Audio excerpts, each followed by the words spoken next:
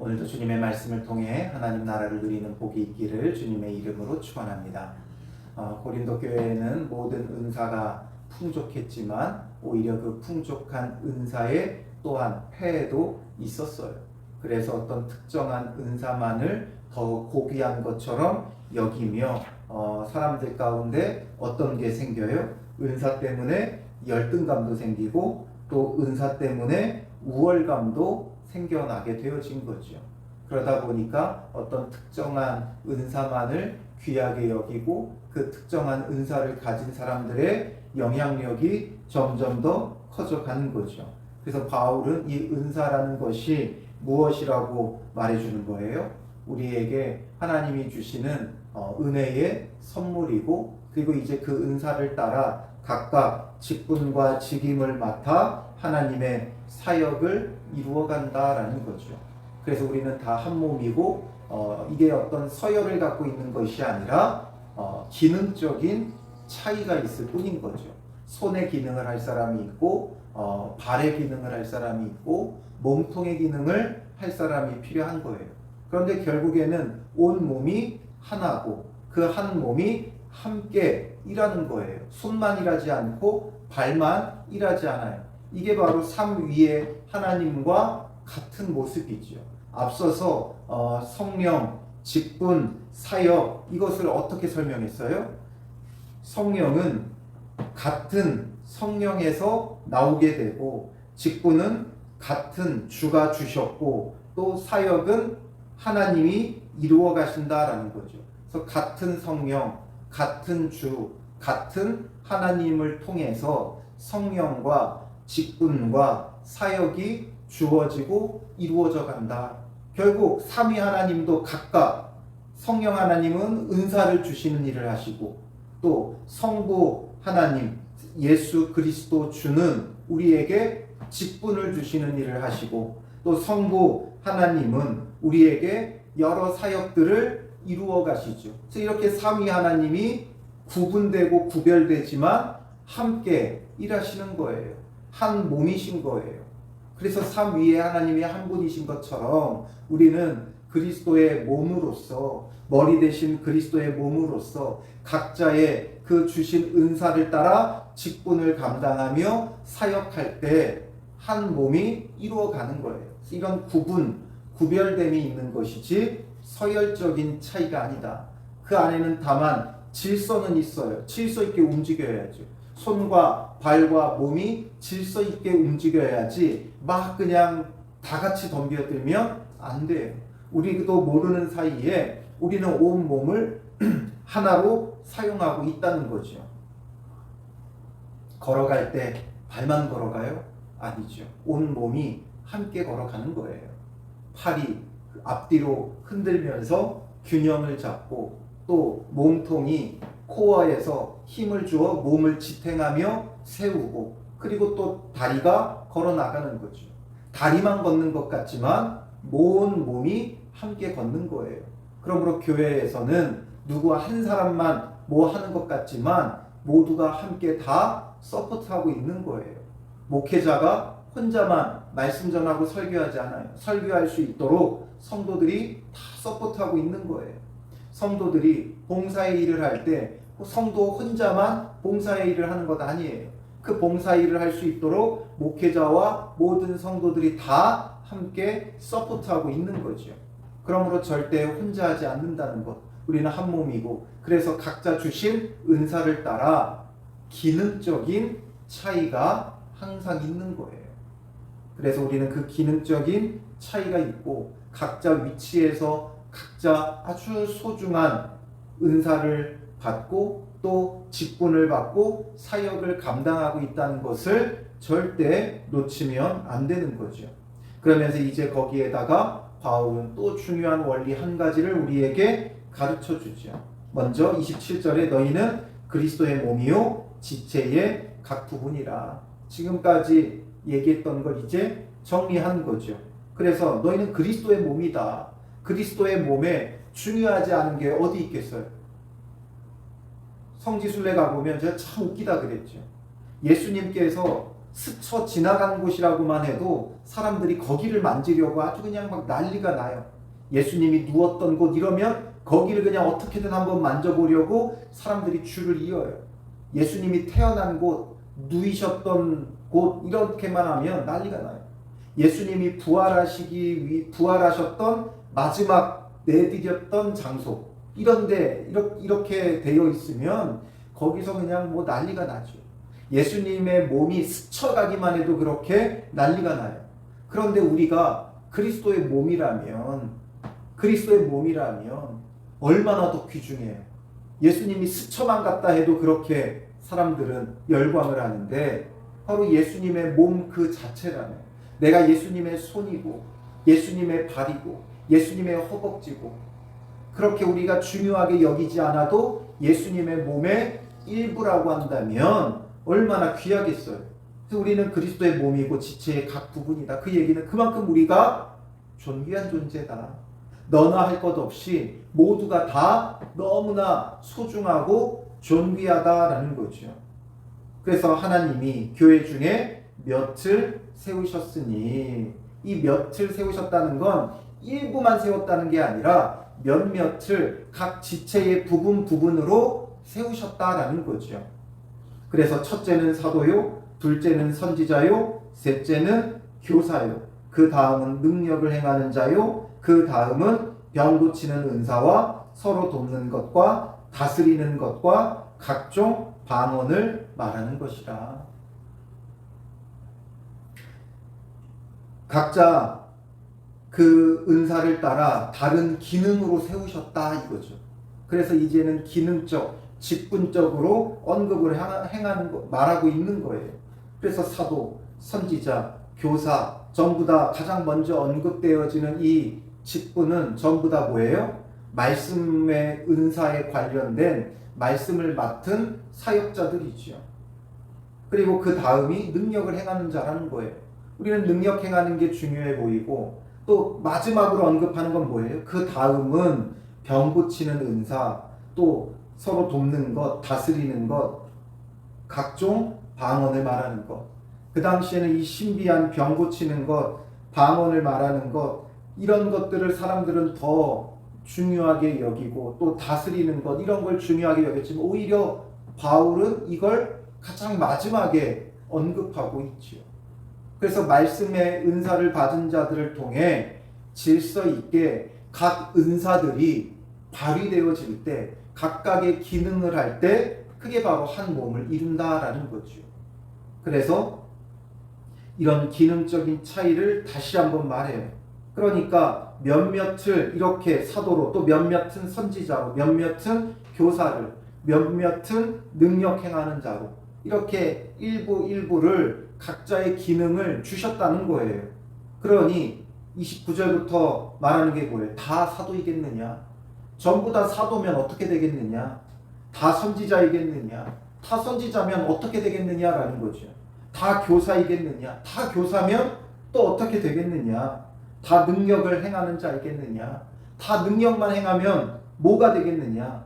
다 병 고치는 은사를 가진 자이겠느냐? 다 방언을 말하는 자이겠느냐? 다 통역하는 자이겠느냐?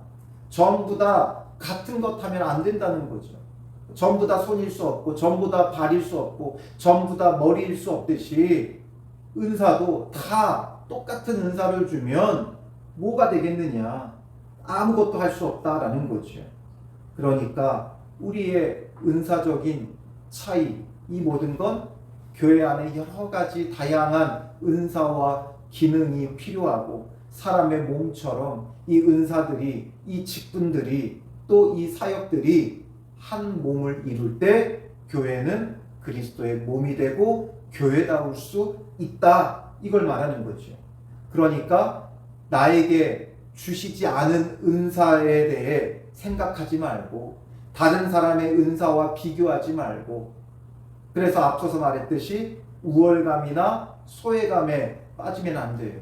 내게 주신 그 은사와 직분과 사역, 여기에 우리는 집중을 해야 돼요. 내게 주신 은사가 무엇인지를 알아야 되고, 내게 주신 직분이 무엇인지를 분명히 알아야 되고, 그래서 그 은사와 직분을 통해 하나님의 사역을 해야죠. 내 사역이 아니에요. 내가 원하는 것이 아니라 하나님의 사역을 이루는 자가 되어져야 돼요. 그래서 내게 주신 은사의 직분에 우리는 집중해야 돼요. 대신에 이제 바울이 그래서 결론은 뭐예요? 너희는 더욱 큰 은사를 사모하라.